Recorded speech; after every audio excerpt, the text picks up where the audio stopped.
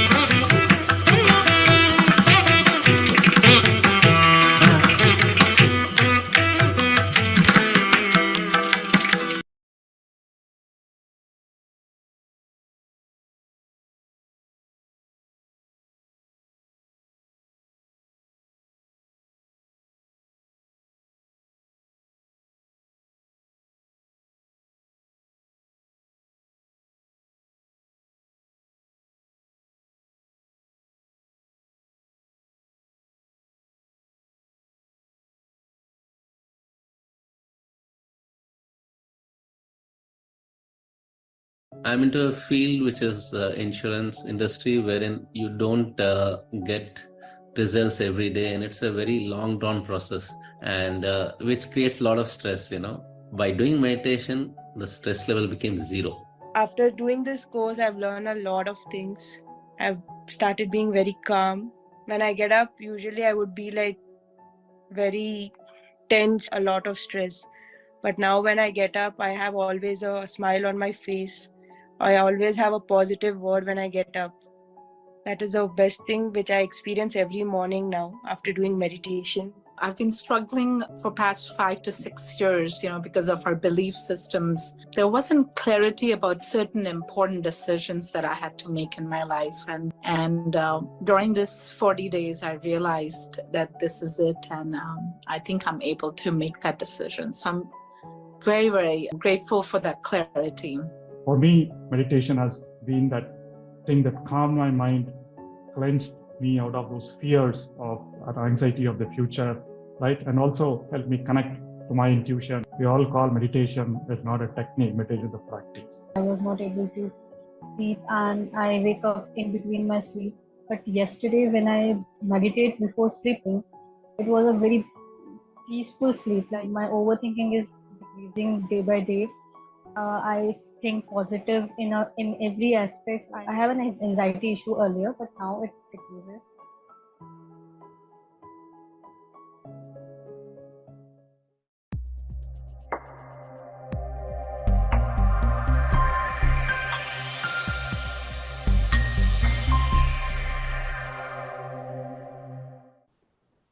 Happy morning, dear friends and masters.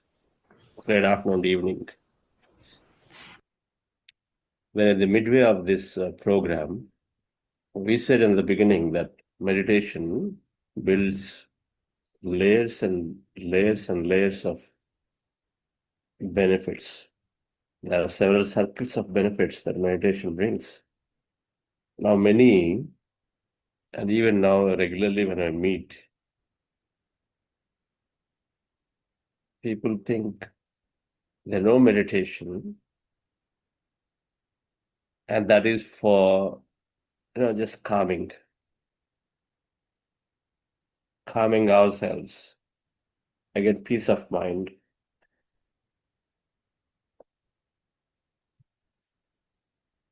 Beyond that, they won't even explore. They wouldn't know to explore. That's useful in a real estate conflict, that it can help me actually solve the deal there. Rather than going to courts or helplessly giving up things, meditation can help me there. You can't even imagine that it is possible.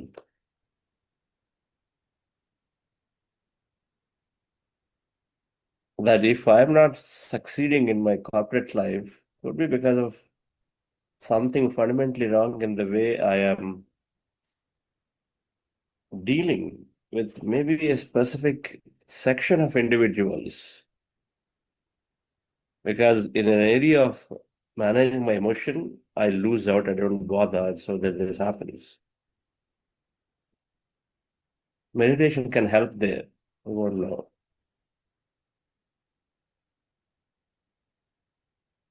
Manifestation to realize my dreams is nowhere understood by anyone, and most people. First of all, you don't know what meditation is, but we use the word meditation. Yeah, I know meditation.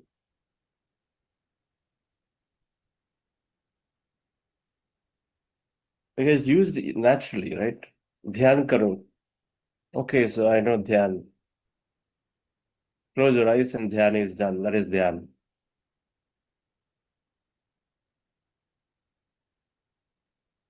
But when meditation, which is to transcending your body, letting go of yourself, when meditation is properly practiced, which means letting go of yourself for however minutes that is, and for as many minutes as possible, for as long as possible in any given day,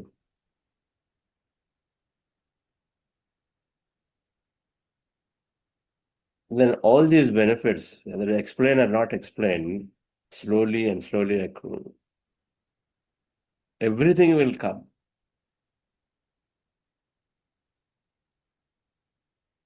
Now, those who are here halfway through, midway through, and the new ones, I'm sure majority would have noticed something. It may not be what you want, but it is something else you notice. Majority. If you're not done, if you're not noticing, rare cases possible, but we have to ask ourselves, am I sincere enough? Regular. If you're not noticing, then are you regular? Have you attended at least 80% of the sessions? 1-2 sessions per week here and there is okay, but regularly are you maintaining it? Ask yourself.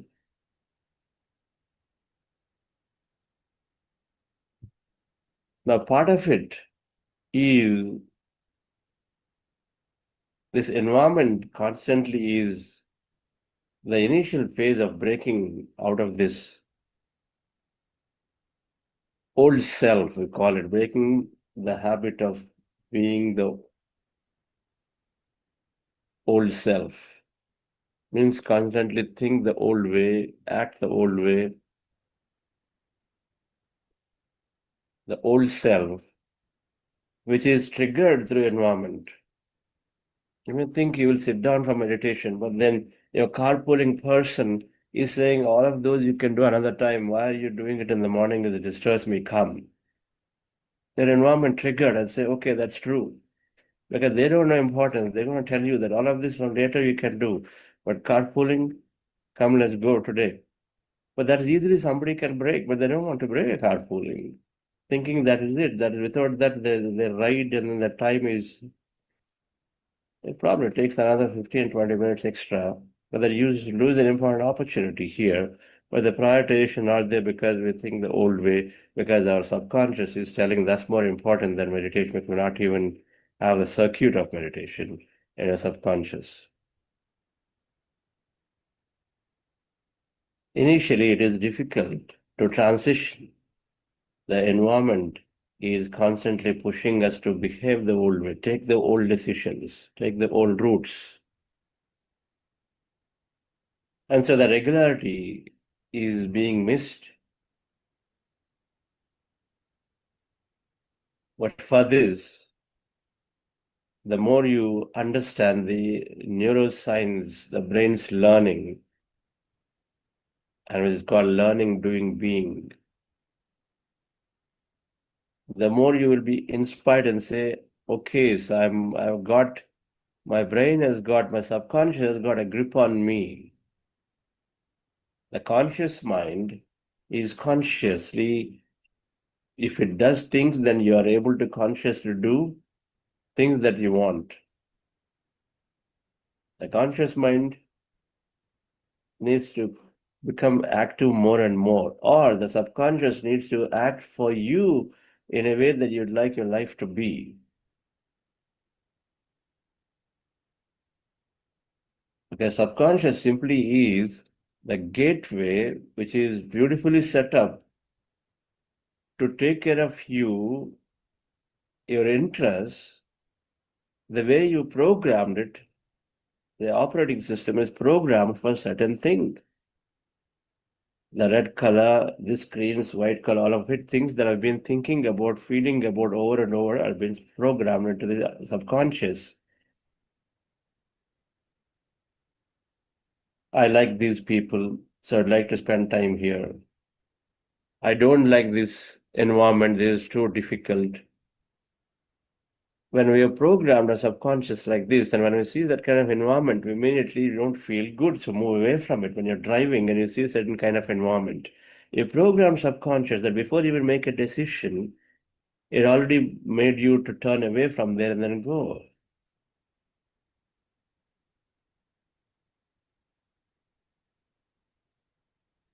And so we need to understand the science a little more. That can help one way. And you're having that help you to say, okay, my subconscious is the one which has got the grip on me. I need to look at it and say, change that. We said that in the beginning. Meditation is for shifting the mindset.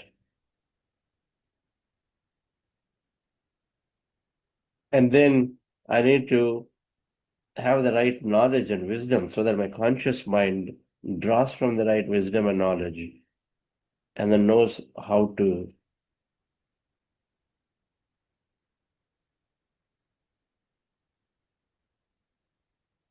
create more newer experiences. So there's an understanding of learning to doing to being, how a learning is happening and why we start, but then it takes time for us to become something. It takes time for us to become something. Driving takes time for us to become a good driver, an expert driver. But initially it is a struggle. So a struggle, but however, we're inspired by a cause, and so then when we take up driving course, then we don't give up in the middle. Many issues come, but then we don't give up in the middle. Sometimes we make a plan to complete the driving course, no matter what comes, by carefully planning, because we have paid money, we have got some business travel which requires you to learn driving, whatever, there is an inspired reason. It could be that money is a reason. It could be business travel. It could be a significant personal requirement. Your two members becoming three, so you need a vehicle now, so you need to learn. Whatever may be the motivation, but you're completing it, but even though the challenges come in between, but then the driving which starts as a learning becomes, sooner you become a driver. Once you become a driver, you don't have to, it's already there, and so then it drives your mind, the subconscious program is there to drive. Meditation skill too is the same. It requires sufficient commitment in the beginning, like a driving skill. It is difficult to understand, like a driving, that, okay, we understand occasional skills, so I need to give time. For meditation, we need to give time. It is difficult. People do not get this aspect. And so then 1 day, 3 days, 5 days later, we expect result doesn't come, so slowly wanes away. The inspiration is not there, motivation is not strong enough. And so then we miss, regularity is missed. So when we take a strong enough motivation, we have sufficiently reasonably strong inspiration for us to take up meditation, or have sufficiently inspired friends around us. And when we understand the science of learning to doing to being, or the science of how our brain is learning, and so then what causes us to change to be different, when we have at least that knowledge, then we sure are in meditation, and we sure are then slowly are reaping the benefits of meditation as we become more regular about it.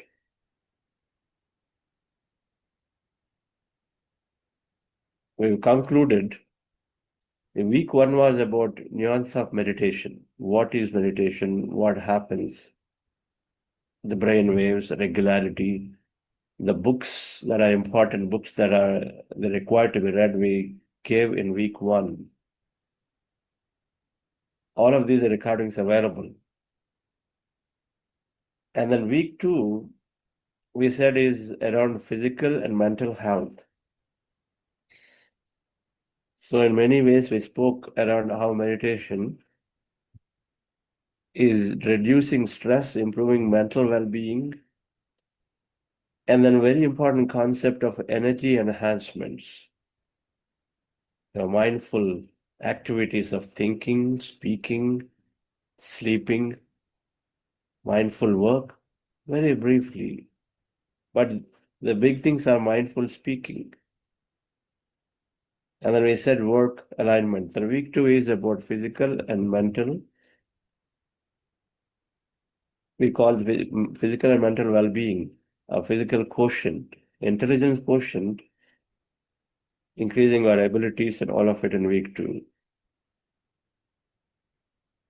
Week 3, then based on the foundation of that, then if we're getting some reasonably good health and we feel good about ourselves, feel energetic, and start thinking about wanting to do many things and such about manifestation. We call it manifestation.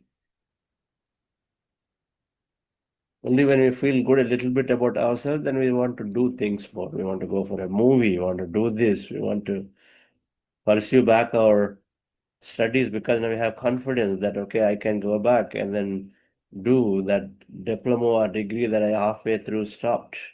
I can go and then do it again. So we talked about manifestation, channelizing our energy and thought and towards things that we really love to have in our life. Now, as we are in our path to manifest, which means we engage back in life again to work with people together, because in manifestations, many times you're dealing with most of the experience are about dealing with people. And so emotional intelligence, our ability to work with people, our ability to be in friendly nature with people is the summary of emotional intelligence that meditation is significantly enhancing, is the focus for the current week. Our meditation is increasing, in psychologist terms, intelligence in the way we handle our emotions.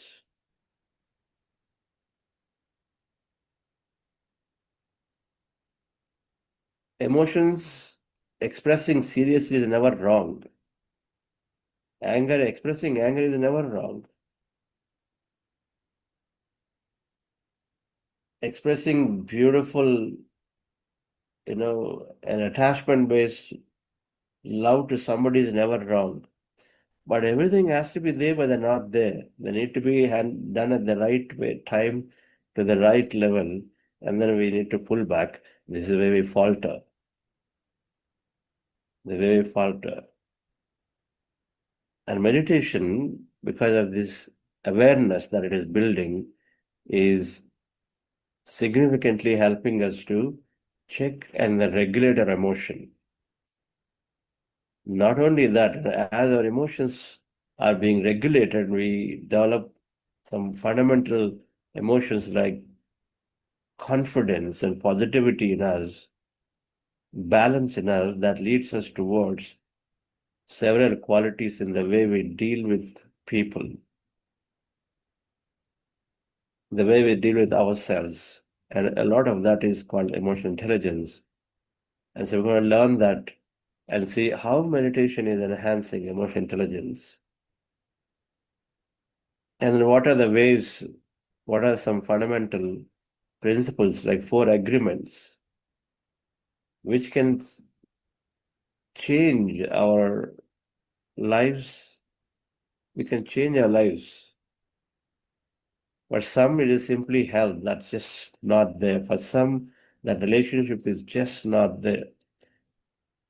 And a peace of mind is never there if we do not have some basics that are missing in our life, in some relationships, wherever we are. And so this week is we are going to focus on that. Foundation for emotional intelligence and a lot, and many other things, is a concept of learning, doing, being that we'll go through post-meditation. Relax yourself. Sit comfortably. Relax your body, dear friends. Going into breath meditation, we practice breath-mindfulness meditation. Our goal is to rest the mind, and we do this by observing our natural breath with our eyes closed. Sit down as you see in the picture, on the floor in the chair. Cross your feet at ankle, across your legs on the floor, fingers into fingers, hands on your lap, rested comfortably, closing your eyes. If you're wearing glasses, remove them. And then observe your natural breath. And slowly your mind becomes thoughtless, goes into emptier states. Thoughts come down, mind becomes calmer. Be in that state. In case you are getting thoughts and you keep noticing thoughts, then you go back to observing the breath. Continue the process once again. This is called breath meditation, and we do this by spending maximum time. Before we do this process, we do a process called heart elevation for a few minutes. That helps us to make our breath meditation very conducive. Relax yourself. So eyes closed, dear friends.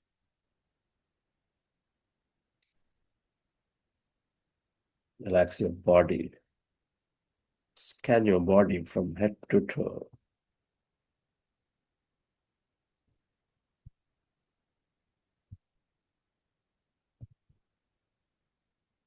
Relax.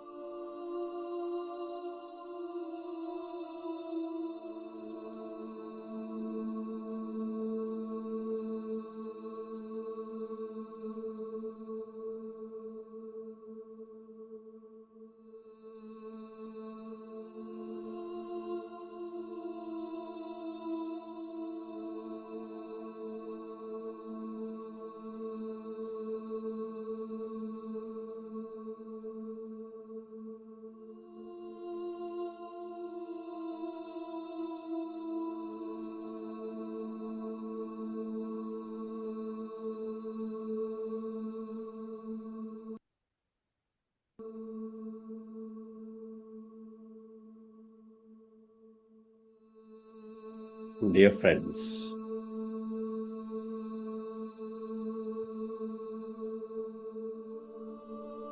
with your specs removed, eyes closed, with your hands on your chest area, resting your attention on your sacred heart,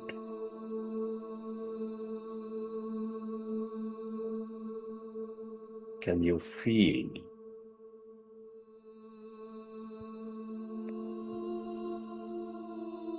your loving heart?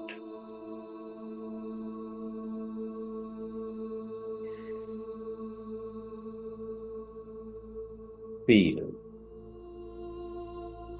the seat of all emotions.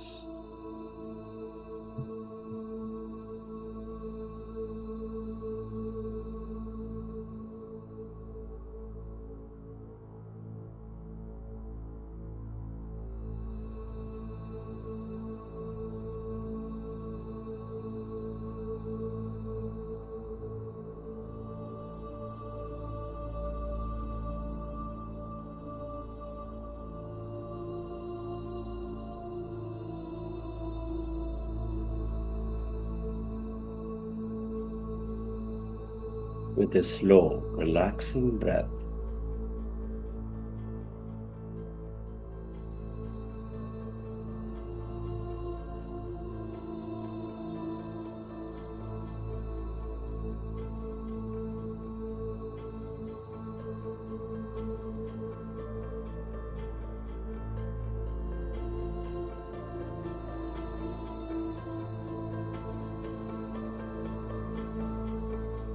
connect with your heart center, dear friends, the center of all your emotions, nurturing all life.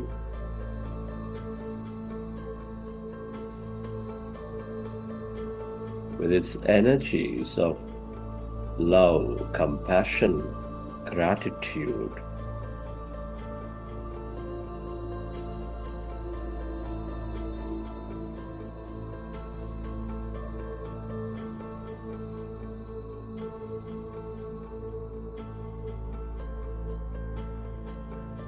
Can you recollect an experience or simply imagine yourself experiencing a higher emotion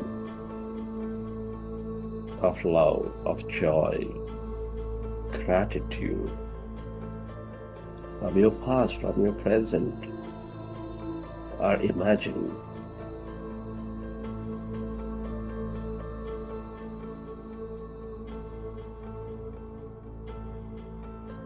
And elevate yourself with that energy, with that emotions of love.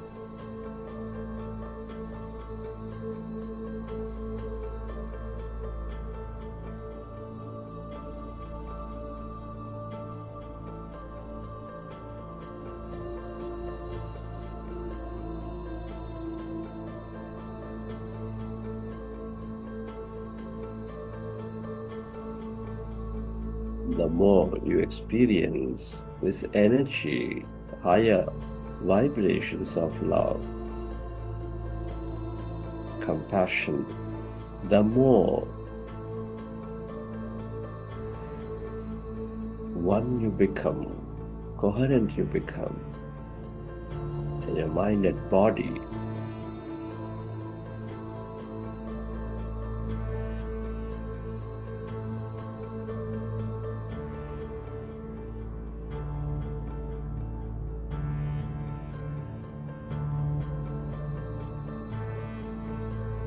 Feel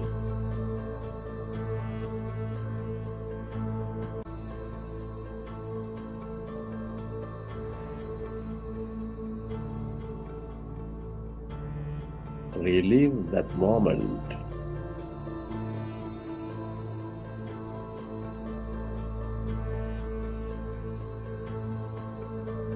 Feel that energy.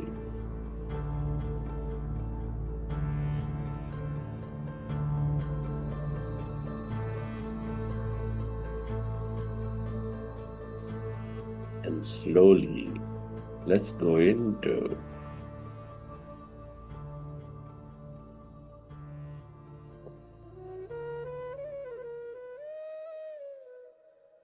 breath mindfulness meditation. With your fingers into fingers, hands comfortably rested in your lap. Observe your normal, natural in-breath and the out-breath.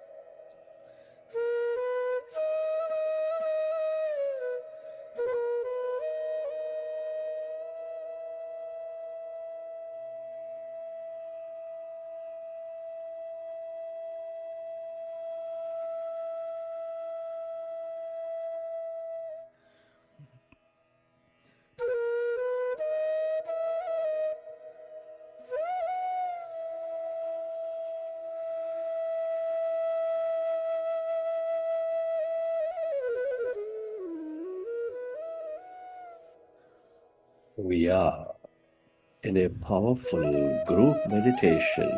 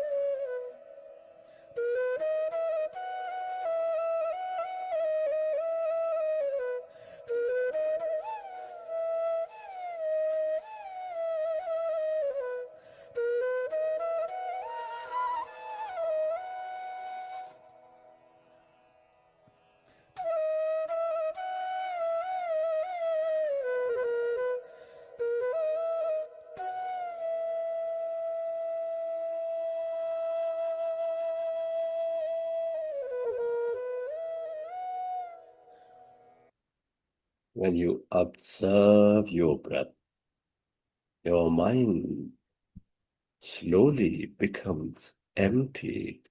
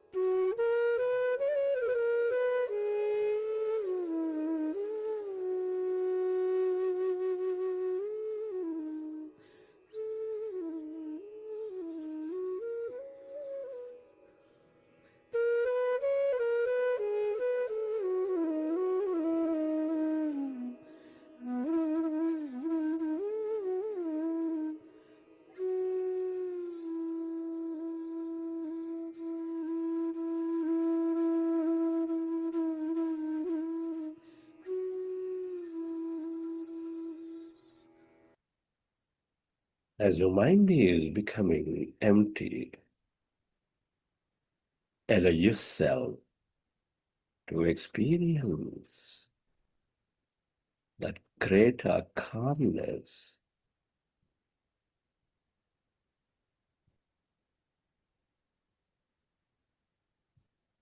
emptiness.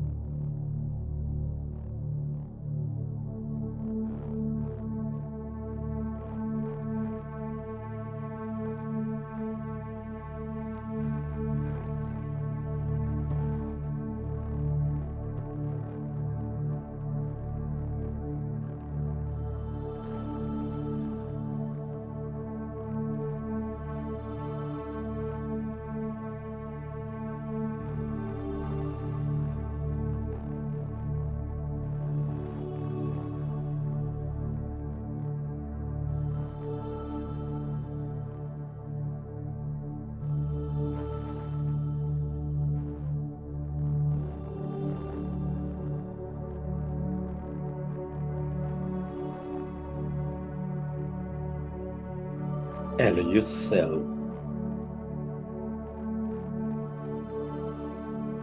to merge into your breath and allow yourself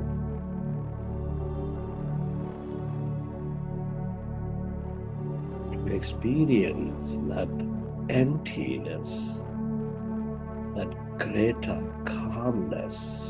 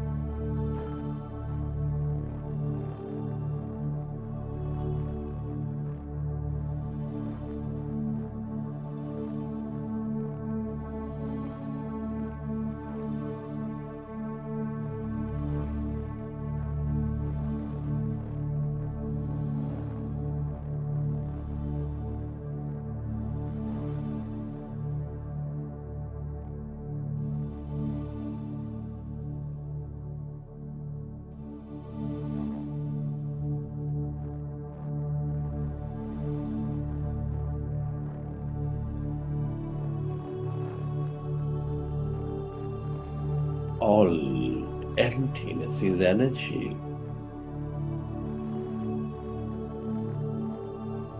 The field of limitless possibilities.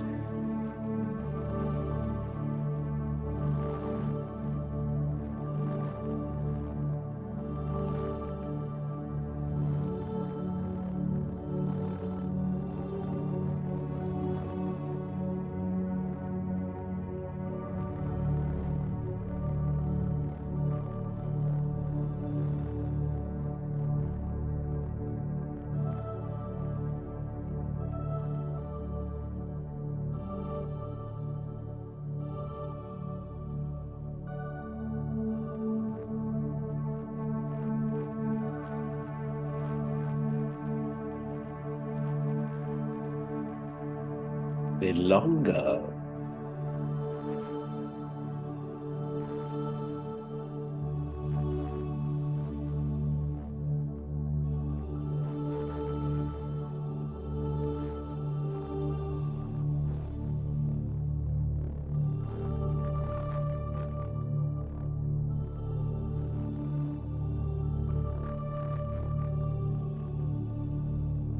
you stay aware of this emptiness, the more possibilities you draw into your life.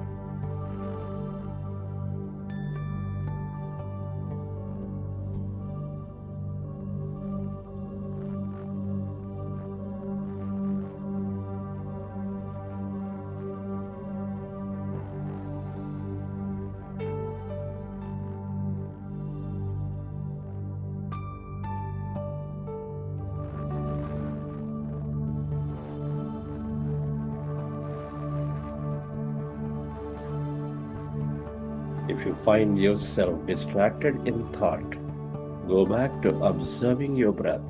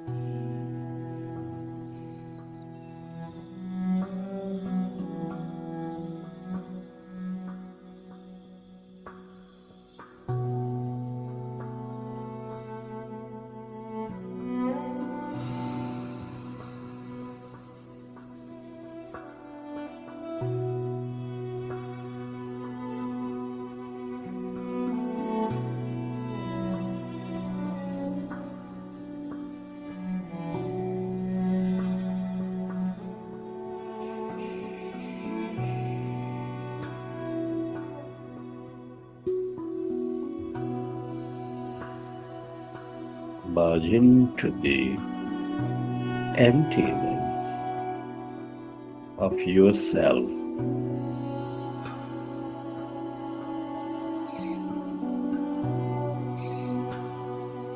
Your divine intelligence.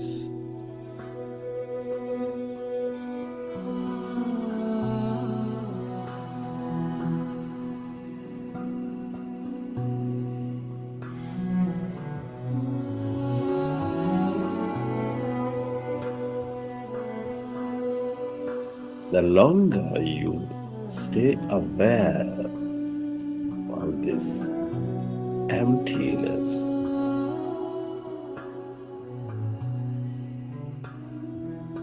the more intuitive you become.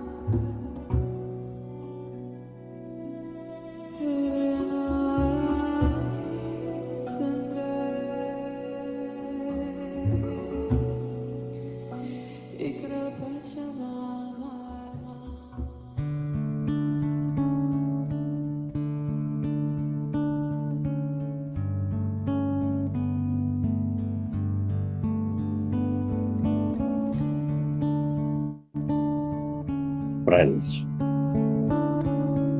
it's truly an honor and privilege to be exploring consciousness, to be experiencing this life at this time of history. Many are not so blessed. Can you express gratitude to all things and everyone in your life?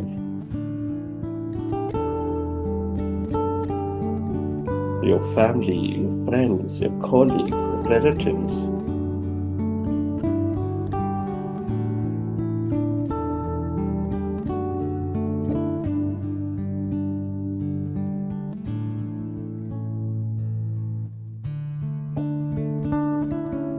Be grateful to this grand nature, the bird, the fish, and the animals.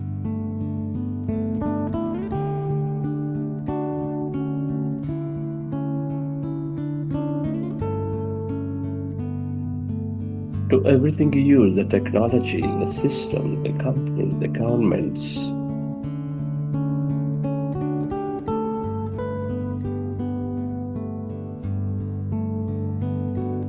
To yourself and to this intelligent universe.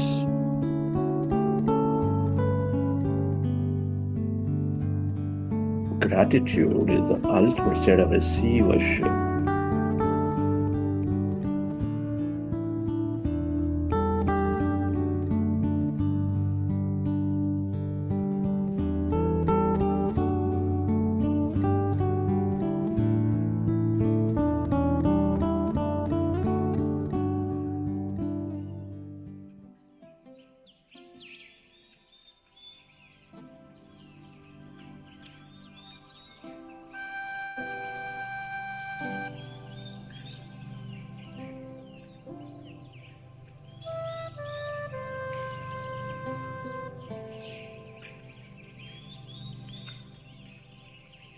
Recollect your experiences from the session.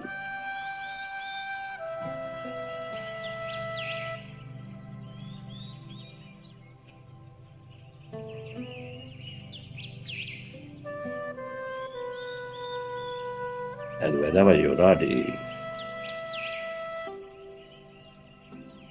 you can keep your hands on your eyes for 5 seconds and then open your eyes.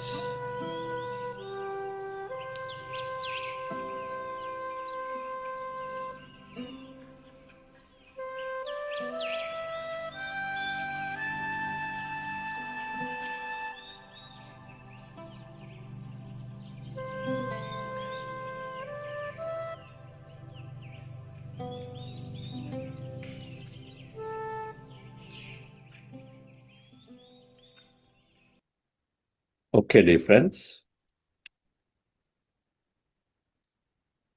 Hope you enjoy the session. Let's understand the concept of emotional intelligence and see how our brain learning is playing a role.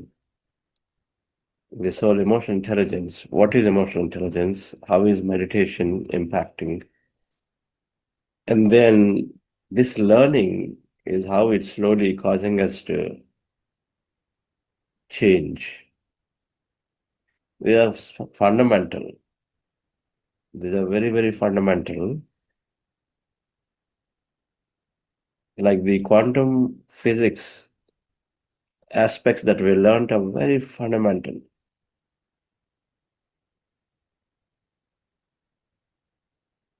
Meditation, because it's making us become everything that exists out there. So we also go into the fundamentals. So let me put up a few charts. We'll make an attempt here to connect emotional intelligence, meditation, and quantum physics. And then, depending on how much time left, we'll get to the learning, doing, being concept. If not, we're going to split that into next day.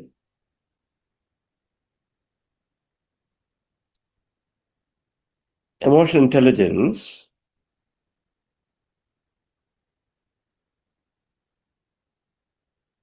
in technical terms, two clear aspects. One is what psychologists call 5 areas: self-awareness, regulation, empathy, motivation, and social skills.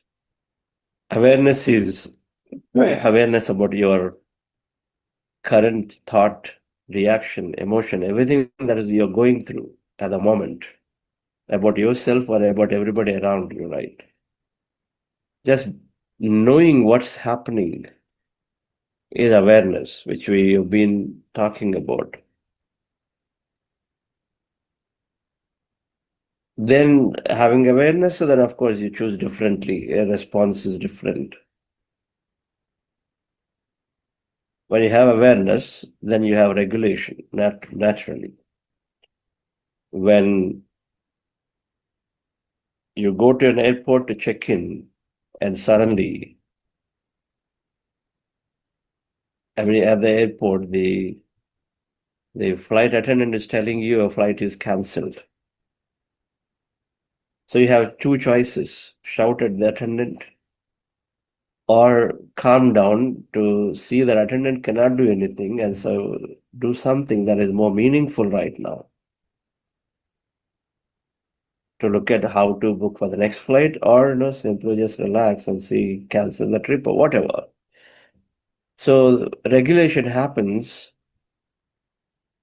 That is regulation. When you have regulation. Third is empathy. Empathy is, of course, understanding others in their point of view, not your point of view. Always look from people from your point, your lens. Now, empathy is wearing their lens. Motivation is, they're all part of emotional intelligence. Motivation. Now, everything is around, the emotional intelligence is about how you can engage with people beautifully in life. Motivation is motivation, and social skills are ability, for example, if you are dealing with conflicts, if you have social skills, you can sit down there. If you are mediating and you have good social skills, you become a mediator. So even though different parties say different things, and then sometimes the parties are also hurling things at the mediator has got this great social skill to convince all parties, bring them to the common thread. So they're all come under this emotional intelligence, how you are balancing emotions and reading and then responding. The second element of that is leadership. Our leadership qualities enhance in the way you deal with people and situations and organizationally. Your decision making is attributed to a lot of good emotional intelligence. The reason that's why when you have good emotional intelligence is when you are growing in corporate ladder, growing in life, not necessarily high IQ you possess. Now, what is meditation? That the way we understood is a technology for development of self. Meditation is a process for building awareness. Meditation is building calmness, clarity, empathy, and focus.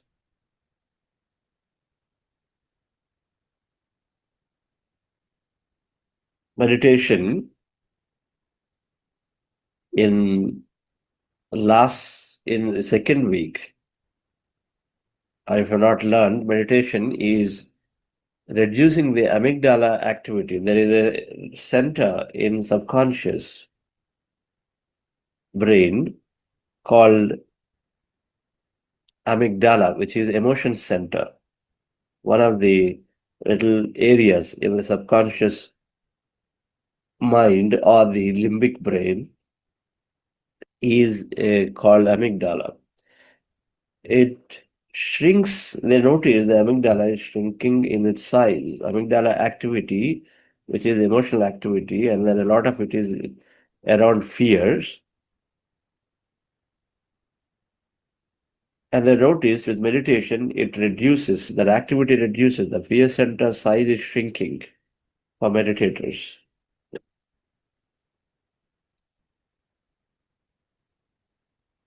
So when these are happening, of course, the meditation is naturally developing an individual.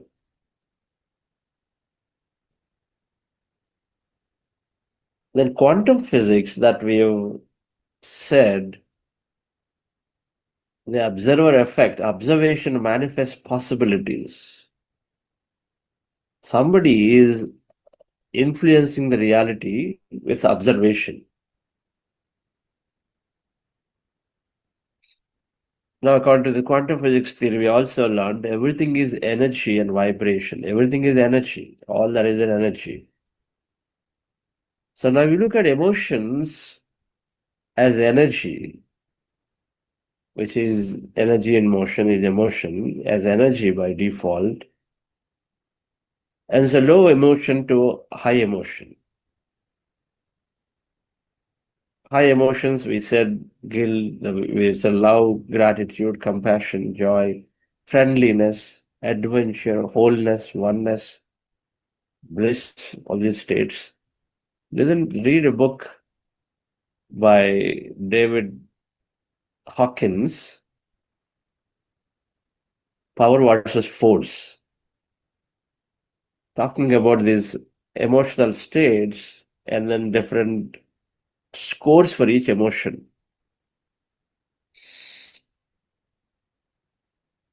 So there are higher emotions means they have higher score. The lower emotions like guilt and separation have low score. One drains energy, another enhances energy. That's sort of how you have to look at it. So emotion is simply an energy state, your state. According to quantum physics, it's just another frequency, another energy. It is there.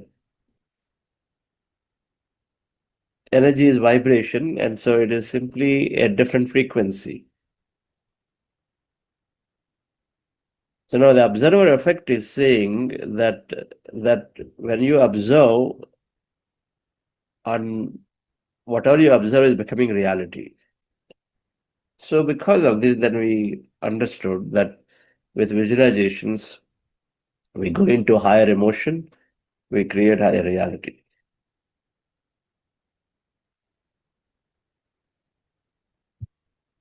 So this is a slide that I put up last week, talking about everything as energy is one, not separate, connected. So we have many possibilities to become matter. Observation manifests possibilities into matter.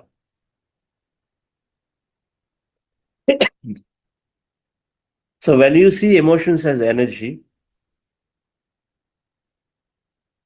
and which means an energy is becoming matter, and so which means when we change our energy, means when we change our emotion, and which is what we are talking about in visualization.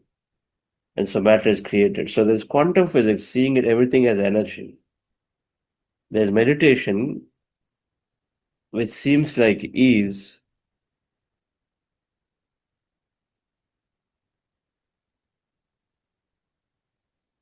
shifting the way your emotion is expressed.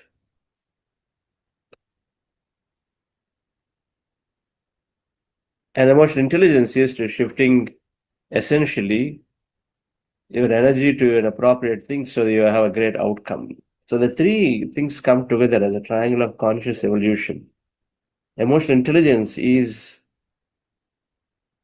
that energy management, because emotions are energy, so it's mastering your energy is an energy management. And meditation with that awareness manage that energy. And then quantum physics is simply that energy that I'm saying I'm that energy, up to you how you want to utilize that energy. So in science terms, it's all energy as per quantum physics. Energy becomes matter physical through sufficient observation.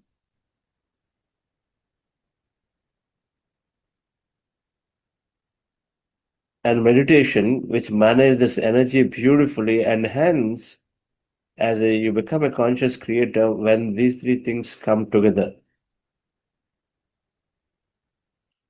Where awareness is there in each of us, and where you understand that emotions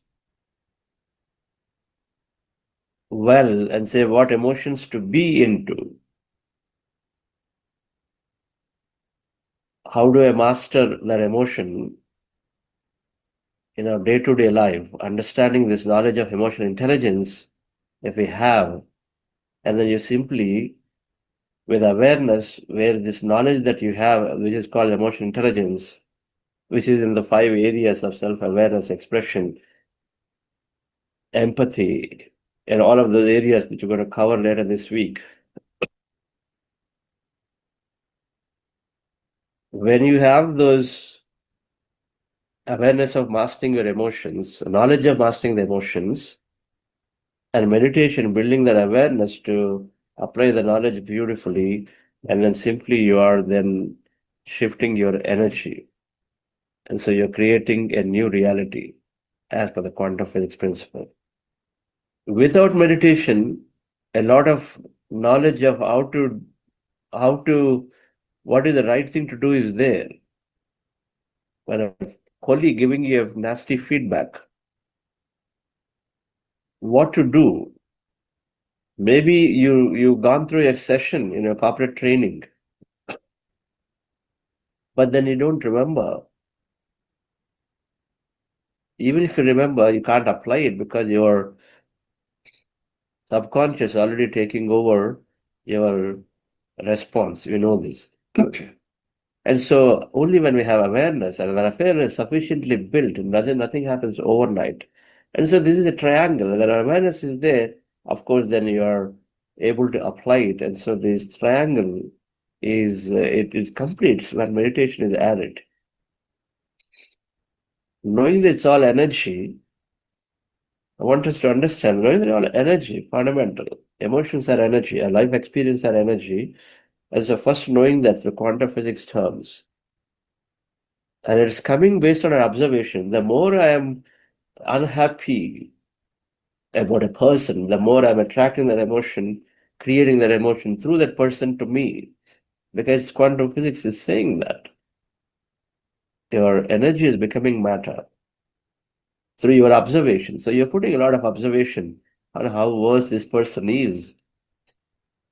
And so to prove that that person has to show up in all emotions that make it worse for us. That's the whole idea.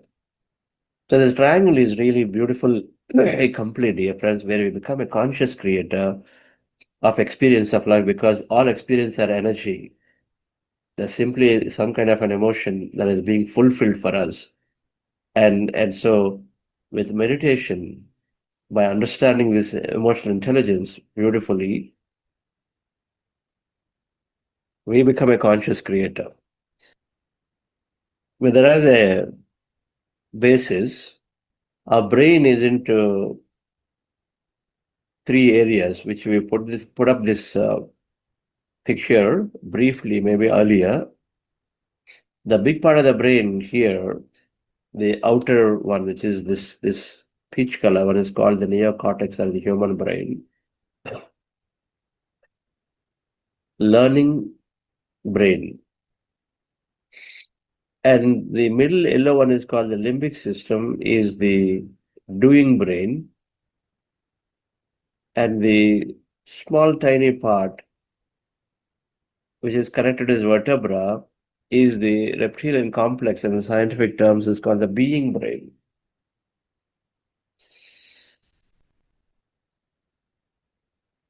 Conscious mind, subconscious mind. Unconscious means, in medical terms, it's different, but unconscious means you are that. By default, you are that. Helping is your nature. You just don't even think that you are that. That helping nature is that. So you don't think and say something is there. It doesn't matter who that is. You just help. All right. It's called being. Being in a state. Always staying in calmness becomes your state. You are there in it. That's it. There's no. You don't do it. It's your second nature. Right? That's what we call being. Now, beautifully, our brain is set up in a way that from outer to inner, you go from learning, your thinking mode, you go all the way to the being state. This is how this whole we are set up. So, for every experience, this is talking about neuroscience, where the three brains are laid out in a way that every experience initially starts with the learning, then practicing for some time, and then you're becoming off it. Practicing and becoming off it. How can I be very friendly to a hostile boss so that if I can develop friendship, if I can develop a considerate response to a hostile boss, then if you really believe in the previous slide that it's all energy that shifts, and so that if you are now observing a friendly response sufficiently long enough time to a hostile boss or a hostile family member, then if you sufficiently observe that response, then quantum physics terms, observer effects, then that must come true in that environment between those two people.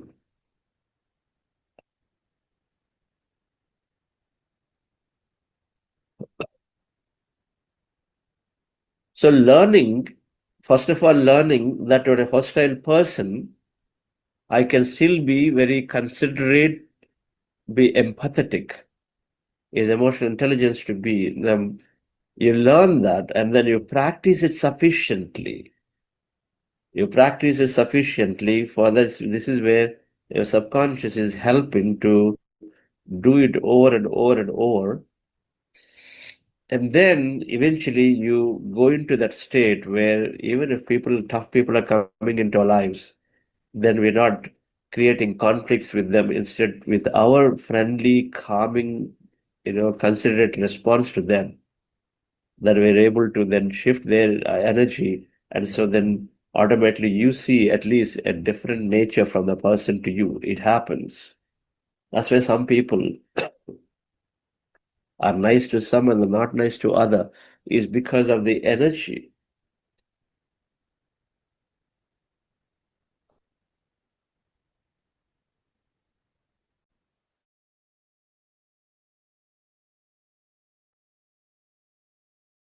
So let me explain a little bit, and then what happens in case of, it's called an amygdala attack, in case of a hostile person that you are meeting. It could be your boss, it could be a colleague, it could be a family member or a community neighbor, somebody who is challenging to deal with. So if that hostile person is needing, it could be a family member. There's a constant tussle between different dynamics of their families. So an amygdala hijack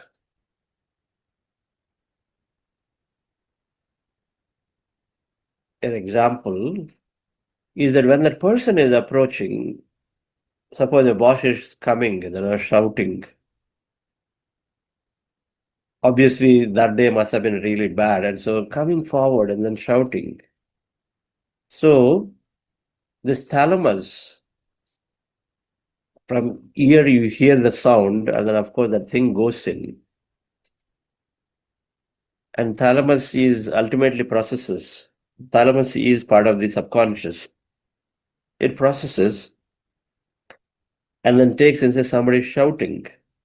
Of course, the eye is also seeing, and then say he is aggressively walking and coming towards you. And so he's saying he's coming very aggressively. Then your brain, which is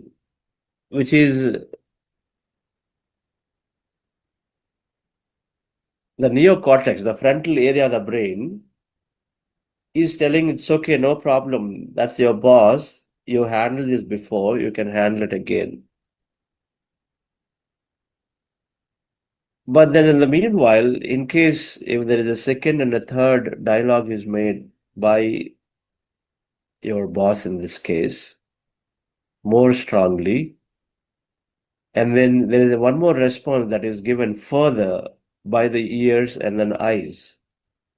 They are essentially saying, because it's a physical danger, at this point they're sensing a danger, potentially, as they saw that they're coming fast, they're saying a few things. And when that is seen, and imagine that you are actually watching this, right? Your boss strolling down the aisles fast, saying that, no, hey, guys, this is something very bad happened, whatever, like this. And so then eyes and ears are responding and then sending signal, but the sending signals are scary signals based on the past, what has happened. That is the essence of this slide. And then when that happens, your subconscious is taking over, where there is something called amygdala,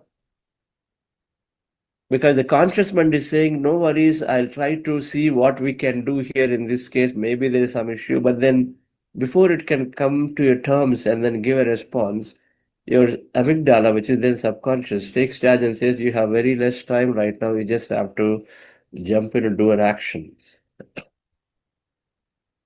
Respond right now. Don't think, no time to think.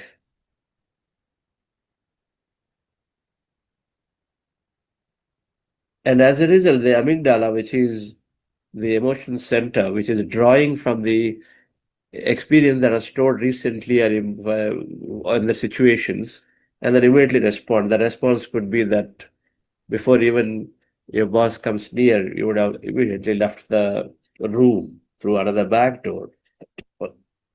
Possible. What is happening here? Meditation, if you look at the picture first in this, the amygdala, which is the subconscious mind action, without meditation, is directly the response is an unconscious reaction, because you are simply going by the whatever happened in the past. Whereas with meditation,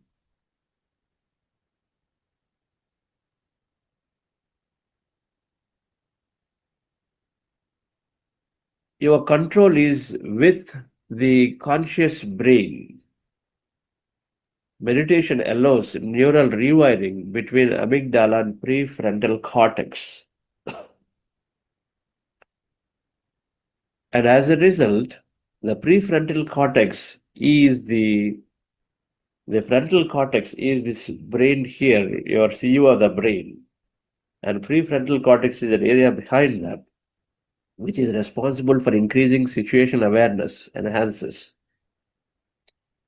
And when that happens, automatically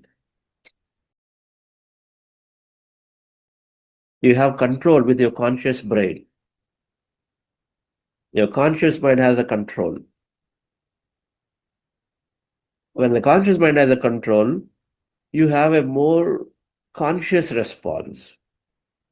The subconscious mind has control, which means you're bypassing the conscious mind.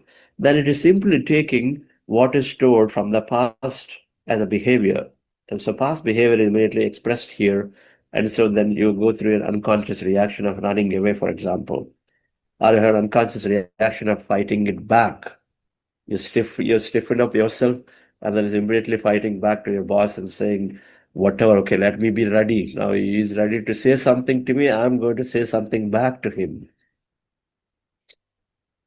That's your unconscious reaction. Conscious reaction is, let me wait to see.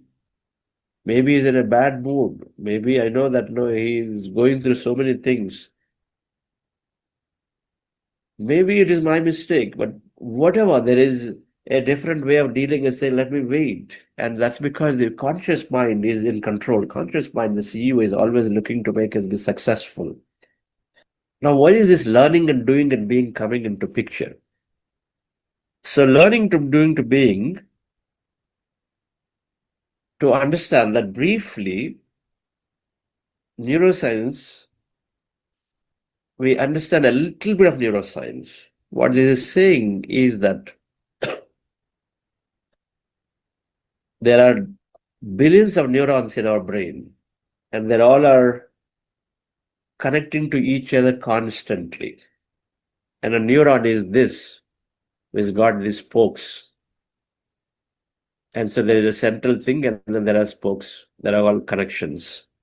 So each neuron connects with another neuron with these spokes. And each neuron can connect to another neuron up to other neurons up to 100,000. So there are many, many connections intricately are formed. You know what these connections are? For example, if you learn, in this case, this boss's case of it, you have one event. Every time you learn something, you experience something, you read up, or in this case, two people meet, your boss and you met first time, okay, there is a memory. Suddenly a whole bunch of connections are formed to form a memory. Then another boss, you have interaction, another person, there's a memory.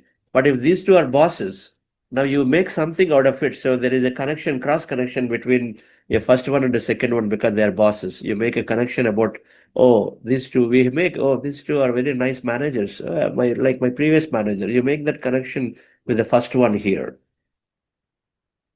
You met a manager 5 years ago, you made some connections in your brain.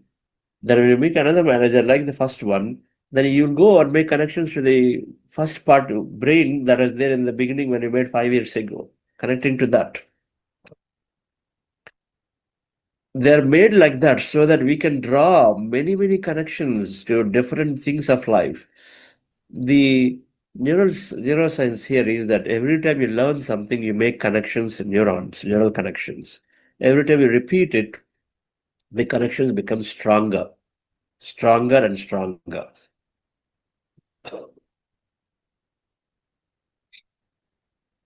So learning is new connections.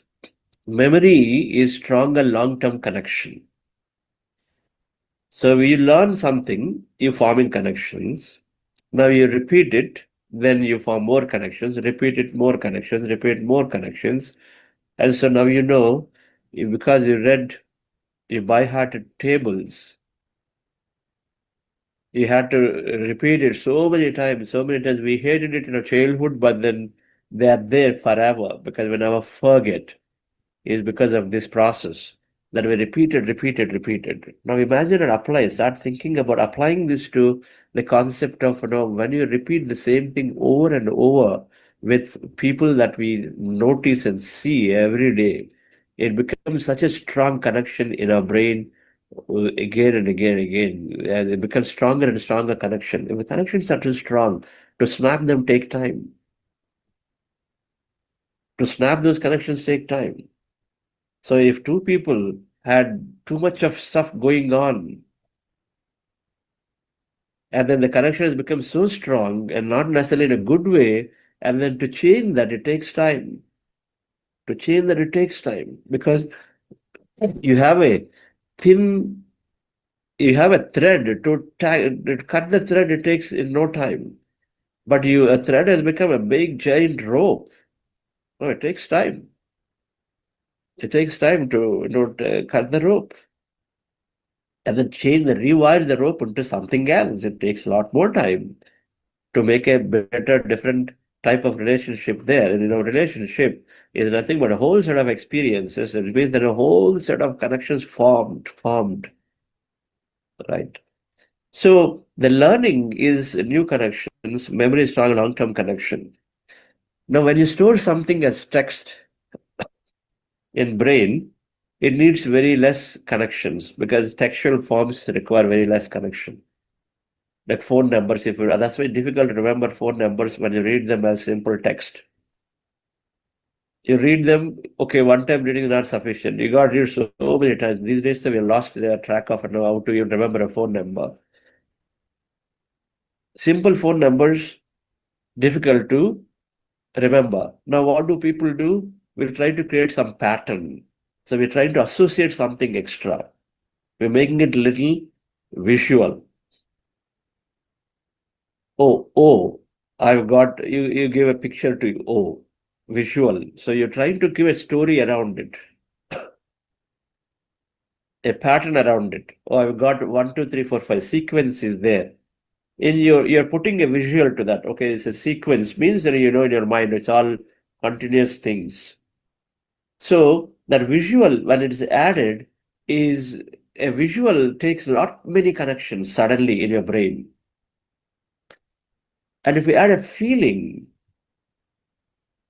then the number of connections required to learn for the same information is a lot more. So the brain is learning constantly. Text, it forms less connection. Visuals, it makes many connections. Feeling, it makes many connections to learn. So suppose if you learning apple is red, to a kid, you say apple is red, boring. They won't remember anything because it hardly forms few connections. But then apple is red. When apple is red, what comes to our mind? That picture, beautiful picture that we all have seen in the childhood comes. So because that picture is captured, because it is there, many connections. Connections are there, and many connections are the apple is red with the picture. Now imagine apple is red, not only the picture, but somebody actually shot a tree apple beautifully from an apple tree and then did a three-dimensional going around the apple, that camera shoot going, that shininess of it. And then somebody takes a bite, and the ads they show that sound comes, pluck, and then that person gives that expression in the face. Imagine all of that you are seeing when on the screen apple is red is written for you. Now see how much memory is formed. You have billions of connections. Think of it as, when text is red, apple is red, is simply, let's say you formed hundreds of connections. Then apple is red, a visual picture you're seeing, then it is a million connections. When you're seeing as a not a visual picture, but instead a movie with a feeling, a short 30-second movie clipping, and a clipping is shown to a video clipping, then it is a billion connections.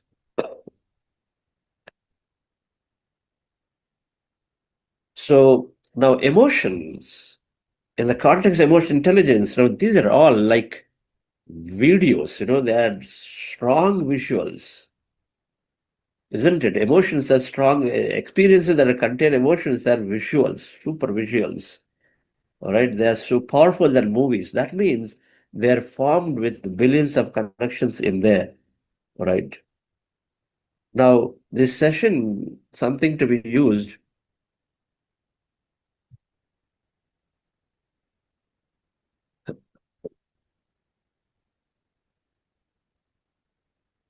Now, I want to bring this to this understanding of our brain is learning text to with feeling. When you have feelings, when you have emotions attached, then your learning is a lot more deeper. That means you're getting a stronger connection in there. All right. So this is a reason for you to apply it towards visualization. Visualization works great where you want your brain to work with a lot more memory getting stored for you, whatever that you're wishing as your new experience, so that it goes in and then records. And you repeat it a few times, then you're recording it so deeply that it goes as a subconscious long-term memory with a lot many connections. Because brain loses cells, and so it loses memory. When it loses cells, loses memory, if 10% of the cell are lost and the result text, then you can't retrieve it. But if it is imagination, visualization, then that experience is deeply recorded. Even the cells are lost. And so then your brain is always working for you, and then the memory is serving beautifully there. And so simply affirming doesn't stay because it doesn't stick. Whereas a visual sticks very well as you're keeping a lot of memory used for you. Now, from a visualization perspective, but from emotional intelligence perspective and a learning, doing, being, when you have a boss who has been very hostile for you and has been there with you for a long time, and so you already have this huge emotional big rope that is tied about, okay, this person is hostile, is always going to be like this. Now you come into meditation. You're learning now any hostile person also, with awareness, I can just step back and stay calm. And if I stay calm, automatically that person will lose the power. So let's say calmness is how it's going to shift emotions. And then you're learning that your friend has told you, you know what, there is this book which says that just stay calm. And then at the end of everything, you acknowledge the feeling and say, it's okay, I understand that things are really bad. Maybe I've done this, maybe I've not, but let me see how I can help. And that book says that, just simply stay calm and then acknowledge the feeling first. Don't say anything. And your friend tells you, I tried it, and okay, I tried, it's great. It worked for me, and I really felt good about it. Then you also learn this, and then there's a lot of things that we're learning here in this class, and you want to apply them. And so your boss is there, coming, charging at you. Your meditation awareness is there. Before meditation, of course, you would have just immediately would have shouted back and said, you don't know what you're doing, whatever, all that. But then here, you have awareness. With that awareness, that prefrontal cortex wiring has happened. So suddenly, when your amygdala wants to take over, but since you have the awareness with which your conscious brain is trying to tell you, you know what, today, rather than doing that, just wait and be calm. Because that conscious mind has control and then pulls the response and says, be calm and just wait. And says, okay, so you wait. And today you wait. And then your boss came and then you're calm. When you're calm, your boss, whatever you have to say, is said. And then suddenly he just doesn't know what to do because you didn't respond the way you normally respond. And he also calms down. Because normally you would have said something for them to continue. Then he also calms down. Then in that calming down, then of course, then your conscious response is telling that acknowledge the feeling, okay, whatever has happened, no problem. So I can help look at it. Good. So one time you responded differently, and so now you formed a new circuit of calm response, a new circuit you formed. But this new circuit you formed first time, one time it got into some connections. Now over a period of time with your boss, what you've done, it is like a big rope, whereas this new circuit of calming response is a thin thread right now, one time. So is it good enough that when you just do one time, you still have a very thin thread about this thing, whereas about a calming response, whereas A aggressive response is already there as a thick rope in your brain. It's not dissolved yet. It's the old one is still very strongly there. You have not activated an aggressive response to make that stronger. Instead, you created a new response called calming response. A new thread, a new rope is formed now between you and this entity. What is dominant? Dominant is this big rope is dominant. This is very minor. So doing one time is not sufficient. You got to do it a second time. It's called doing. So learning, and then you learn the response, and then you got to do a second time to do, and then a similar situation, a second time happens. You be ready rather than thinking that, okay, I made the change, and so that he will react nicely. He may not react nicely again because it takes time. And so you be ready as a second time when he's coming. I don't know when that happens. The situation happens. But second time, you already have a small thread, and your meditation awareness is now giving a second time the similar response, and so you apply it again. Now you are building slowly a calming response into your brain. That circuit is thicker and thicker and thicker. Those who have awareness. Those who don't have awareness are continuing to build the aggressive rope thicker and thicker. But here, on this side, you are making your calming response thicker on the and then you are making the more you fire more you are responding through calming model, and so you're making these circuits bigger and bigger, and then the less number of times you fire and you stop firing the old circuits, they become weaker and weaker and weaker. There is a neuroscience principle, use it or lose it, so that goes away. And so, dear friends, once you learn about something, we got to practice it a few times. This calming response, we got to practice a few times before you expect a change.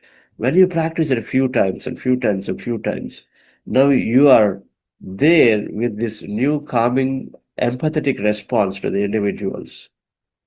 Now, no matter what happens, you are, first of all, expressing an empathetic response. And when you do, now you apply the quantum physics principle. What you observe is what you create more. And so when you do that, and automatically, then according to the quantum physics principle, now the other person automatically has to show up, because what you observe is what you create. What you have is what you allow others to have. You give what you have to others. And so when you have a lot of money, you give to others. When you have a lot of peace, you give a peace to others. And so others also will exhibit the peace. That's our manifestation principle, quantum physics principle, dear friends. So the triangle comes beautifully together, and the quantum physics, ultimately you meet that quantum physics principle after repeating it a few times, not just by doing once or twice. You expect a change in a relationship, you expect a change in the qualities of others. You got to remove that negative, the other rope that is there, the rope of aggressive response, and you got to build the rope of calming and acknowledging the emotion response. And you do this automatically. That means you're observing sufficient amount of times. And you do this by practicing over and over and again. It's called doing. When you do it over time, dear friends, you become of it. When you become of it, then people around you also start shifting, and they also become of whatever that you have over a period of time. This is how the relationships change. This is how people and the environment changes for us. So thank you very much for understanding this important concept called learning, doing, being, where we learn something, and when we have awareness meditation added, we do it enough times to build it sufficiently, you become, and then become a new person. When we become a new person, others will become new person. Simple. We don't become new person because they become. Rather, we wait for them to become new, then we become new. No, instead we change, and so then they change automatically. And so this is a beginning for basis for relationships to change with meditation. So thank you very much, Lata madam.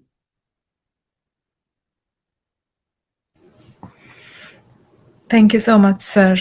We have announcement. Today night there is a book club at 8:15 p.m. to 9:15. and the book is Mind to Matter. And also, friends, today you will be getting a personal assessment too. Please fill them because you will understand how much you progressed. This is for your understanding itself. Please fill the survey and send it back. Thank you so much.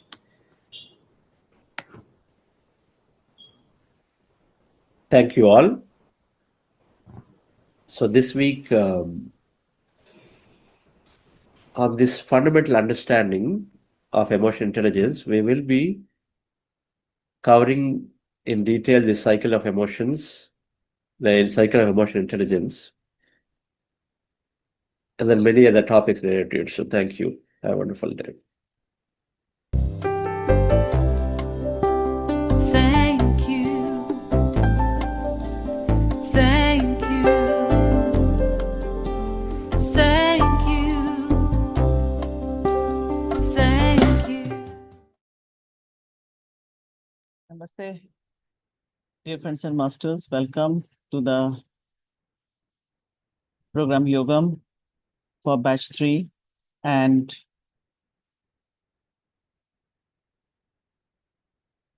I'm sure all of you must have enjoyed this fascinating talk on neuroscience, learning to doing to being.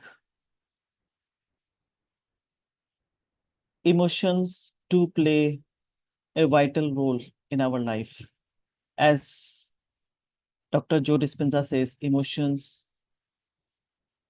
is energy set in motion. Emotions do impact our physical health, mental health, emotional regulation, everything. So yes, we need to be emotionally intelligent, because when we are in elevated state or in higher emotions, and we are consciously creating, then yes, life certainly becomes better, smoother, and happier. The platform is open. Kindly do share your thoughts, your experience, or if you have any question or query, please do share. Who tries to learn, tries to grow, tries to respond kindly and wisely, tries to recognize their own issues instead of blaming others. This is for everyone who tries to be their best even when they are not feeling their best. So this is what we see, we appreciate, and we hope that we know that we can make this place a better place to live in.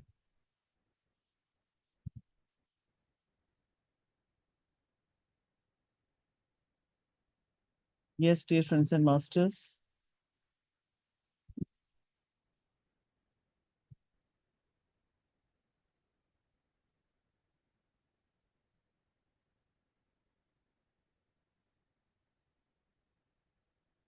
No question.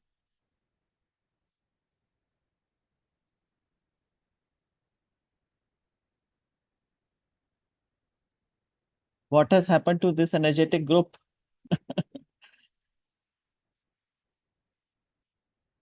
No question, no sharing, no takeaway.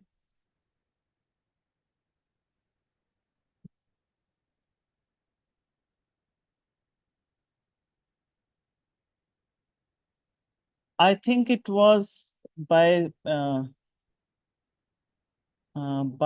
Dr. Hopkins on the emotions, the frequency of emotions. How to become emotionally stable. Okay, Shivani ma'am. Yes, ma'am. how to become, first of all, start meditating. I hope you have been attending the sessions regularly. If you are not regular, then please try to be regular, as sir had said, talked about a regularity when he, in the beginning of this session, today's session, that it is important to be regular and consistent, because calmness you will gain whenever you do meditate. That is fine. But that connection with the emotion, higher intelligence, that will be there only when you do meditate regularly. And when things changes inside us, only then things change all around us. When there is peace inside you, there is peace or harmony out all around you. And it is not important that how others see us. It is important then how we see ourselves. So that's why emotional regulation is important. And first of all, do meditate, because what meditation does, plenty of awareness comes with meditation. We become consciously aware what we are thinking in the moment. We are no longer getting carried away with the emotion. That's why we are able to respond rather than reacting. We can practice the pause. Yes, not necessarily if someone is pissed off and talking in that aggressive manner. When I can hold on to myself, I am cool and calm, then I can think of that I no longer need to react in the same manner.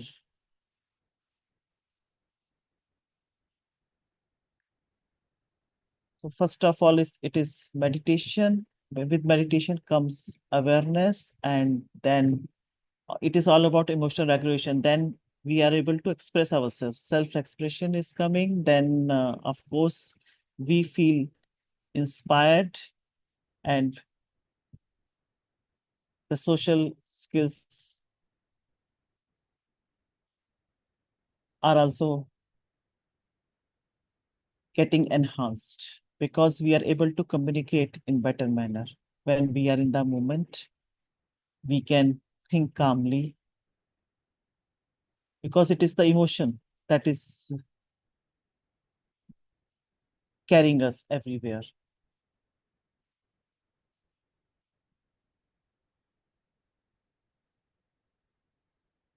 For this, mind has to be completely empty. Sir, as sir has repeatedly said, that number of thoughts do not measure kind of state we are in. Doesn't mean that if we are meditating, we have to be in that zero thought state. Because what happens that there is a magical gap between the thoughts. So despite being in thoughts, that gap, throughout that gap, you are getting into that emptiness state. And as we practice more, as we practice meditation more and more, that gap keeps on increasing. Thoughts will always be there. Maybe for few seconds, few minutes, you may be into that emptiness state, but you are no longer getting carried away with the thought. You are into the present moment. This is the difference that you realize over a period of time as you practice meditation. So thoughts are not ruling us now. This is the change meditation makes in our life. I keep on repeating these lines. Goal of meditation is not to control the thoughts. Goal of meditation is not let the thoughts control you. And how thoughts can control us? Only when we are not able to see the things as they are. We see the things as we are because we are not in that so-called cool and calm state. We are simply down with some kind of emotion, positive or negative, whichever it may be. Normally it is negative. We get carried away. I would like to share here my own example. What had happened, I was calling someone to invite to participate in the program, to the prospective speaker for this volunteering work. Then the person might have been busy. And when I called him and it was connected, the moment it was connected, I informed him that this is Namita Singh calling from Gurgaon and I want to speak to you regarding this. So he was kind of pissed off. I'm so busy. So many people are around me. I don't have time. He simply hung up. And to my utmost surprise, I was totally, you can say, with, not bothered. This was a very big surprise for me. How come I'm not feeling anything? Because pre-meditation, before meditation, if this was the case, I would have been totally pissed off or might have felt kind of insult or humiliation. Oh my God, how come the person talked to me in this manner?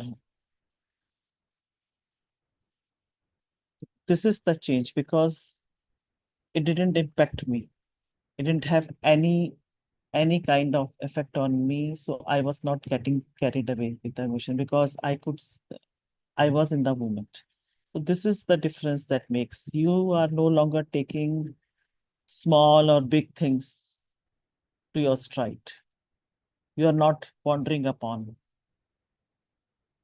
Otherwise, we normally take small things to our heart and then we waste so much time and energy over these, why that person talked to me in this manner or why she said this to me or why he acted in that manner and blah, blah, blah. I hope. There is one question, ma'am. How to change irrelevant thoughts to relevant one? We always believe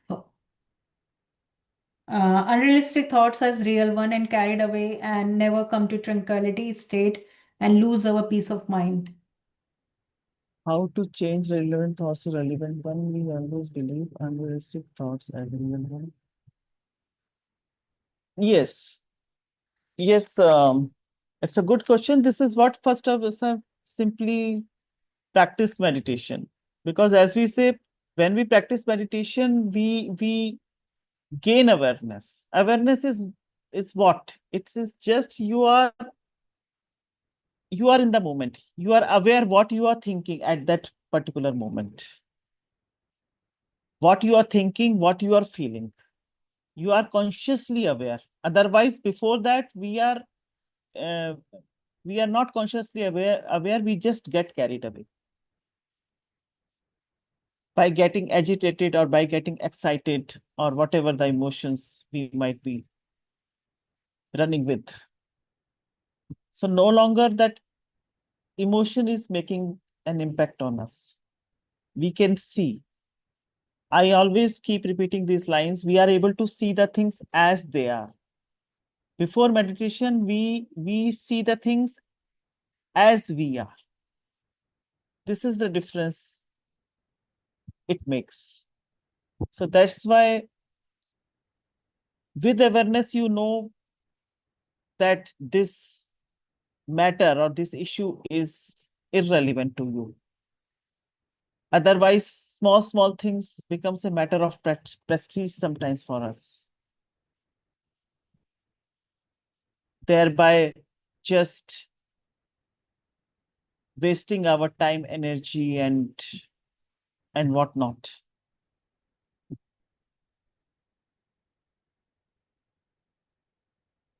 When you realize that this particular matter is relevant, this requires your attention, you are able to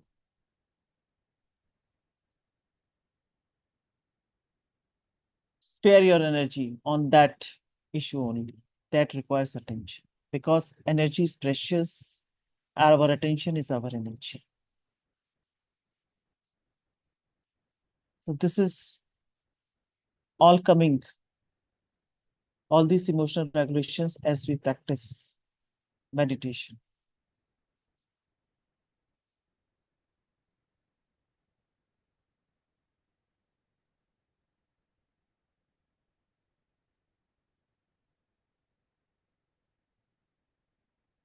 So meditation is simply not an act. Basically, it is a quality, you can say. It is not something that we do. It is something that we become.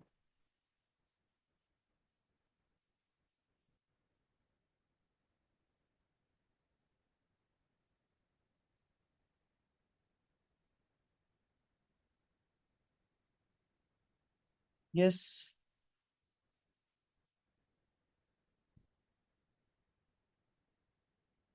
So what is the takeaway from today's tonight's session, learning to doing to being? We are here for experience. We all know that.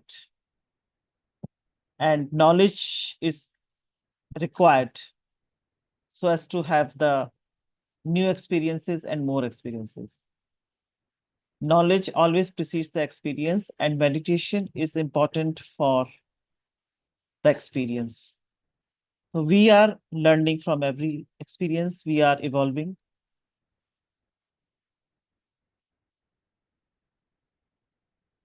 But what change it is making?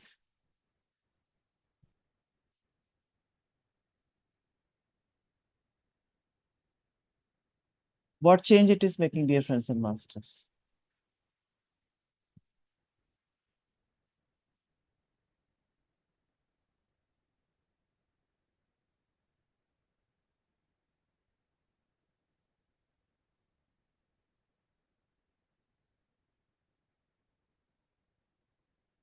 Anyone else? We have to meditate and rewrite our brains by knowledge and implement it. Yes. Learning, keep meditating, be aware, and keep forming new positive, empowering new. Yes. Yes, Megha. Thank you. In fact, I was waiting. Actually, I had a question. Sure. So you know how in certain situations we react to, we respond to a situation, whether that's positive or negative. So even after doing meditation, sometimes we can react to a situation impulsively. So how can we, like, no matter how much a person like insults you or how much you get angry at the person, how can you like respond to it very calmly? Does it come with the practice of meditation or? Yes. This is coming with the practice of meditation. Mhm. As we say that, first of all, it is calmness that meditation is giving us.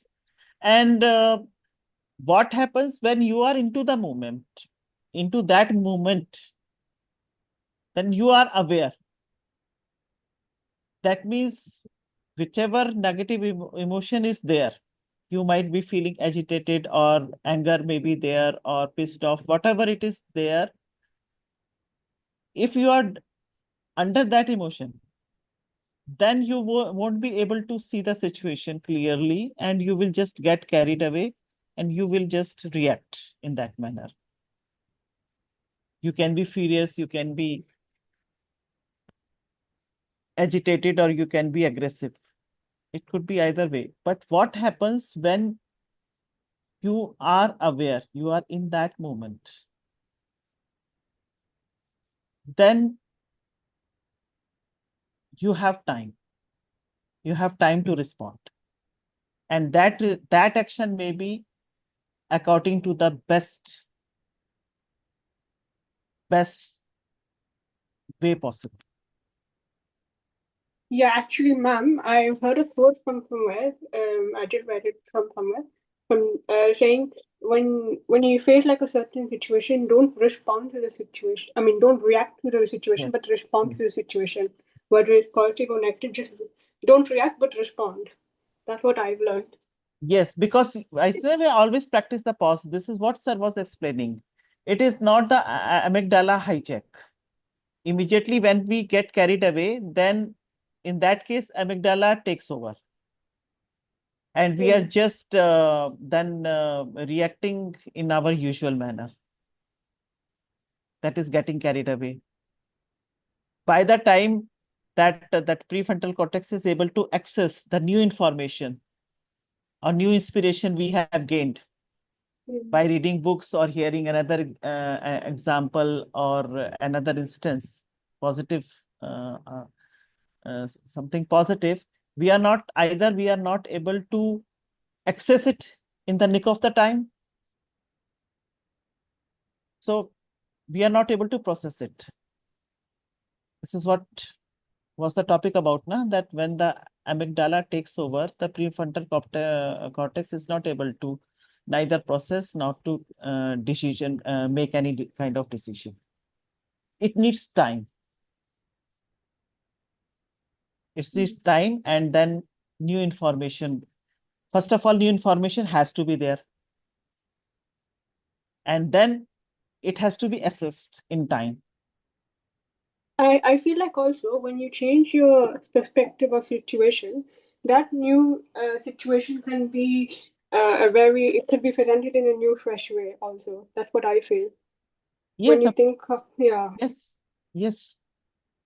This is what we will learn more. It's just not that getting carried away.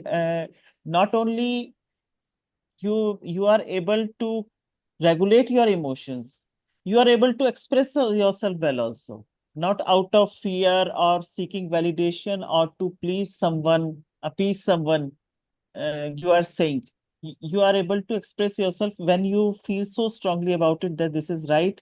Or suppose we are a group of 5 people, everybody has its own opinion, and your opinion may differ. Still, you have the courage to say that it's okay, but in my opinion, I feel this way. So that courage also the meditation gives you. So actually, presence of mind in our common language, what we call presence of mind is required. That time I just acted wisely, or I made use of my presence of mind, whatever the common term is.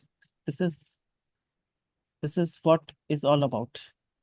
Yeah, I feel also sometimes you're not really angry with the person or upset with the person. I think your insecurities comes out when that person says, so that's why you feel angry. But it's not because of the person. I think the way they say it sometimes can be a little bit harsh, but sometimes it's true because it's your insecurity that taking control. It's not the person that Absolutely. saying. Absolutely. Because as our consciousness expands, this is what that one-liner is very effective. I always use. We are able to see the things as they are.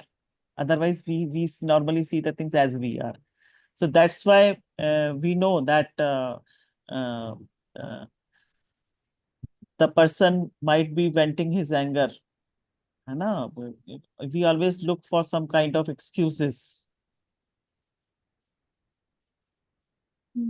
to vent out our emotions, especially anger. So this is what we can understand, that yes, might have happened something with him, something wrong. That's why he's venting out his anger, or And he's off yeah, mood I or something think like that. We are able to understand this. So we may not uh, required to act in that reckless manner also. We respond in that reckless manner. yeah, that We do is true. understand the That is situation. We true. can I've learned. see. We can Yeah, see. Yeah, we can realize this. that is true. Yeah. Yes, sir. Yes, Mr. Rahul. Of course, of course. Acceptance is the key. Actually, it is very, I would not say difficult, because everything happens momentarily.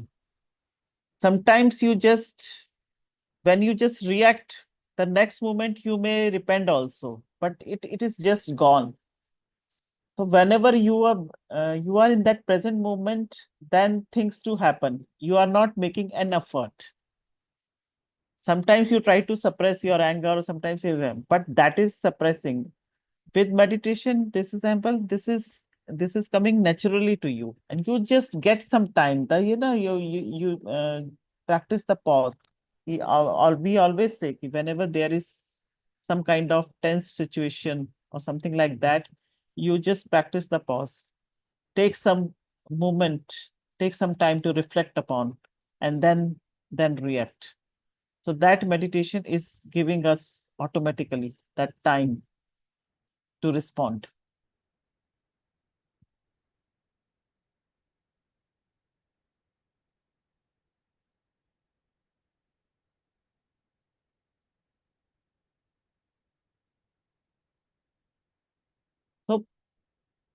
So this state of learning to doing to finally being, what is the takeaway? We become non-judgmental. This is what Mr. Rao is saying now. We non-judgment, we are not judging. And we learn not to take things to our. So earlier it was uncontrolled reaction. It was beyond our control. It was just coming automatically. Now it is becoming deliberate action. That uncontrolled reaction is becoming deliberate action. This is how we progress from because of to in spite of. This is the change. This is what that is making the difference.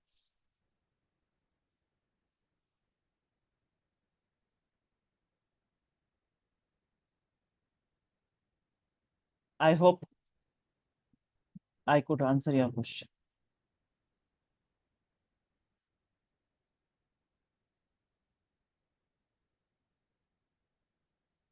Hello? Even if we follow forgive and forget instead of reacting with other people.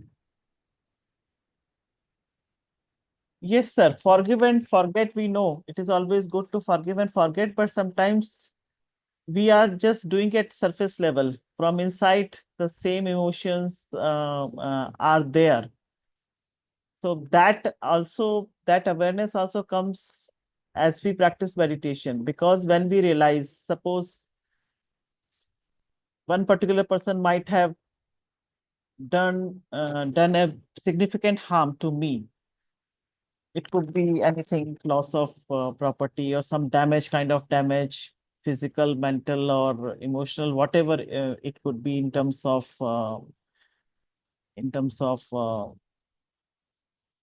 finance or everything. It could be anything. So sometimes we just carry it in our heart for over 10 years, 20 years, 30 years. Yes, this was the thing with him.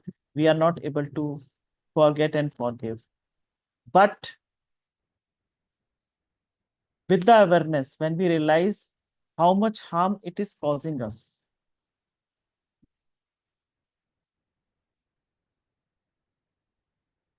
the energy it is depleting. So it is always good to forget and forgive the person, because I am unnecessarily getting affected. It is not doing any good to me. Rather, it is harming me. For my health, for my physical health also, because just a very small example, if you are carrying a 1 glass of water, for a few minutes it's okay, for maybe 20 minutes, for 30 minutes. After that, what will happen if you just carry that 1 glass of water for longer and longer? Not only your hand and arms will be stiff, the longer you hold it, the more and more aggravate the situation may become. Now, not only numbness, stiffness, it may cause some kind of adverse impact on your muscle or something like that if you just keep standing with that glass for hours. This is what emotions do when we are just suppressing that emotion, accumulating that emotion for over years, negative emotion, then it is causing imbalance in our body. Imbalance of emotions means inviting ill health.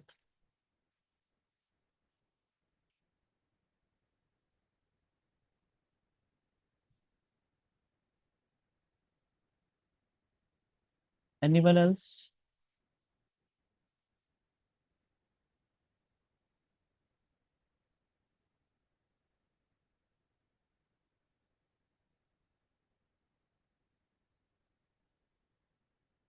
Uncontrolled reaction means that we were just getting carried away, that amygdala hijack. And deliberate action is that, yes, we are able to process the information and then act in different manner. That is that prefrontal cortex taking over. Anyone else would like to say something or add on to something?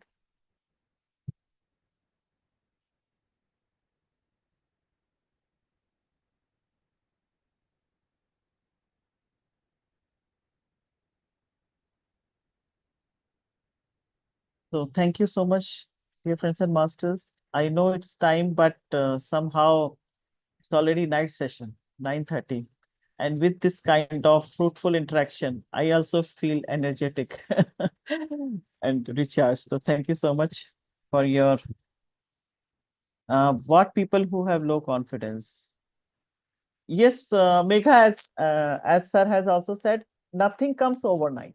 It's not that you start meditating and things become hunky dory for us. It's always, we say, work in progress. Incremental changes may come, but what is in your hands?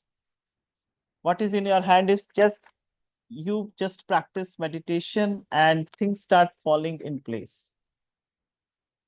And moreover, I see whenever the one more thing I had noticed, not only apart from practicing meditation, when you are just setting kind of goal, not exactly manifestation, yes, you are seeing that change within you, the positive change, then you are becoming more and more motivated to practice more, to implement the new knowledge acquired more and more.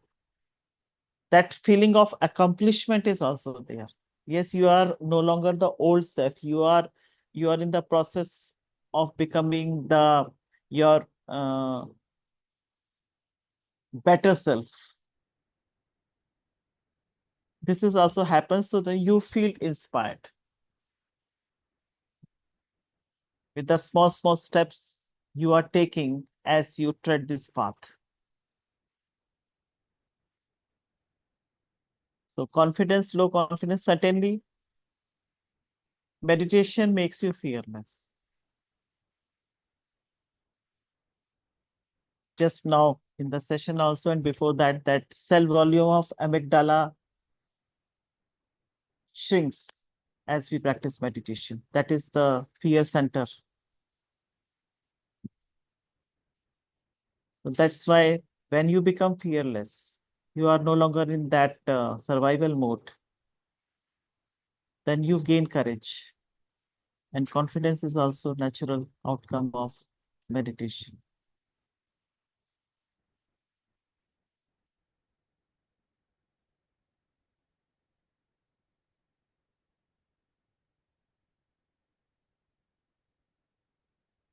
First of all, it is giving you the clarity, and then comes the confidence or the courage,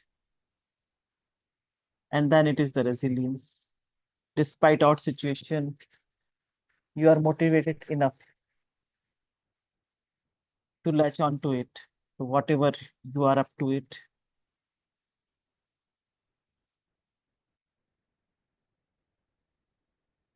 you keep doing your bit. and eventually you succeed. So all this is work in progress. Certainly, we do progress. It might not be overnight change, but certainly change is there. And what we need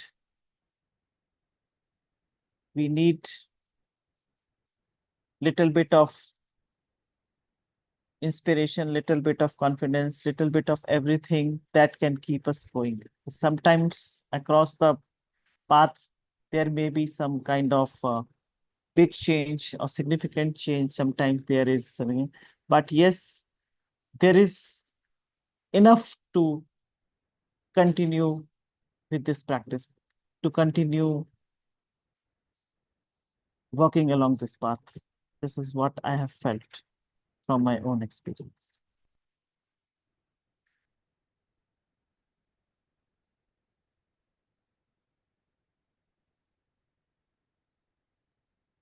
Thank you so much. The joy of being is the joy of being conscious.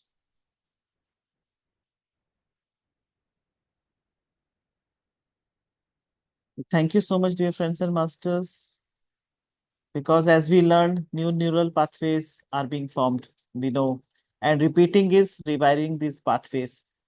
Therefore, it is always good to share whatever we have learned. It could be our takeaways, it could be the question, query, or thought. And as everybody and everything is unique, so it is always good to share your experience because it is going to help